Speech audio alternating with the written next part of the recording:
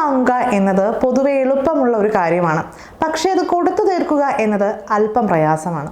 അതുകൊണ്ട് തന്നെ കടം എടുക്കുന്നതിന് മുൻപ് 2 ചോദ്യങ്ങൾ സ്വയം ചോദിക്കേണ്ടതുണ്ട്. 1, കടം വാങ്ങുന്നതിൻ്റെ ഉദ്ദേശം എന്താണ്?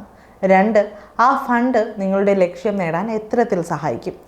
ഈ 2 കാര്യങ്ങളാണ് സ്വയം ആലോചിക്കേണ്ടത്.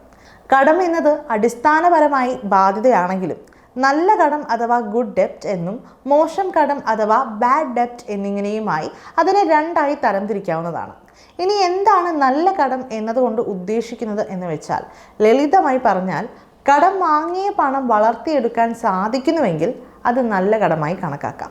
ദീർഘകാല അടിസ്ഥാനത്തിൽ മൂല്യം സൃഷ്ടിക്കാൻ സാധിക്കുന്നതോ നിങ്ങളുടെ സാമ്പത്തിക സുസ്ഥിരതയ്ക്ക് സഹായകമായതോ ആയ എല്ലാ കടവും നല്ല കടം എന്ന വിഭാഗത്തിൽ ഉൾപ്പെടുത്താവുന്നതാണ്. പിന്നീട് തൊഴിലും വരുമാനവും ലഭിക്കുമെന്നതിനാലും ജീവിതത്തിൻ്റെ മൂല്യം ഉയർത്തുമെന്നതിനാലും വിദ്യാഭ്യാസ വായ്പയും റിയൽ എസ്റ്റേറ്റിന് പൊതുവെ വില വർദ്ധിക്കുമെന്ന കണക്കിൽ ഭവന വായ്പയും ബിസിനസ് വളർച്ചയ്ക്ക് സഹായകമായ ബിസിനസ് ലോണുകളും നല്ല കടം എന്ന വിഭാഗത്തിൽ ഉൾപ്പെടുന്നവയാണ്. ഇനി മോശം കടം എന്താണെന്ന് വെച്ചാൽ, ആസ്തികളുടെ മൂല്യം വർദ്ധിക്കാൻ സഹായിക്കാത്ത, ദീർഘകാല അടിസ്ഥാനത്തിൽ നേട്ടം നൽകാത്ത, സാമ്പത്തിക സ്ഥിതി മെച്ചപ്പെടുത്താത്ത ഏതു തരം ബാധ്യതയും മോശം കടം എന്ന വിഭാഗത്തിൽ ഉൾപ്പെടുന്നവയാണ്. അനാവശ്യമായ സാധനങ്ങൾ വാങ്ങിയത് കാരണമുള്ള ക്രെഡിറ്റ് കാർഡ് ബില്ലുകൾ, ആഡംബര വസ്തുക്കൾ വാങ്ങുക, വെക്കേഷൻ, ഡൈനിങ് തുടങ്ങിയ കാര്യങ്ങൾക്കായി ഉപയോഗിക്കുന്ന വ്യക്തിഗത വായ്പ തുടങ്ങിയവ മോശം കടങ്ങളാണ്. ഇവയുടെ എല്ലാം പലിശ ഉയർന്നു നിൽക്കുന്നതും ശ്രദ്ധിക്കേണ്ടതാണ്.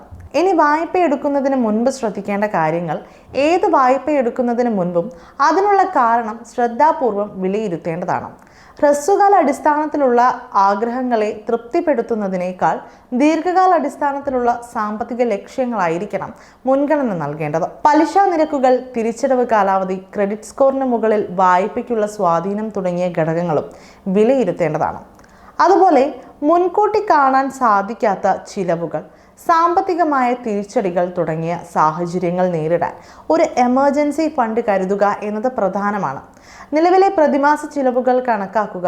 തുടർന്ന് കുറഞ്ഞത് 6 മാസത്തെയെങ്കിലും ചിലവിനുള്ള തുക ഇത്തരത്തിൽ കരുതി വയ്ക്കാം. വരുമാനം വർദ്ധിക്കുന്നതിനനുസരിച്ച് എമർജൻസി ഫണ്ടിലേക്കുള്ള വിഹിതവും കൂട്ടിക്കൊണ്ടുവരണം. വേഗത്തിൽ ലഭ്യമാവുന്ന തരത്തിലായിരിക്കണം ഈ ഫണ്ട് സൂക്ഷിക്കേണ്ടത്. ഇങ്ങനെ വരുമ്പോൾ മോശം കടം എടുക്കേണ്ട സാഹചര്യം പൊതുവെ കുറയും.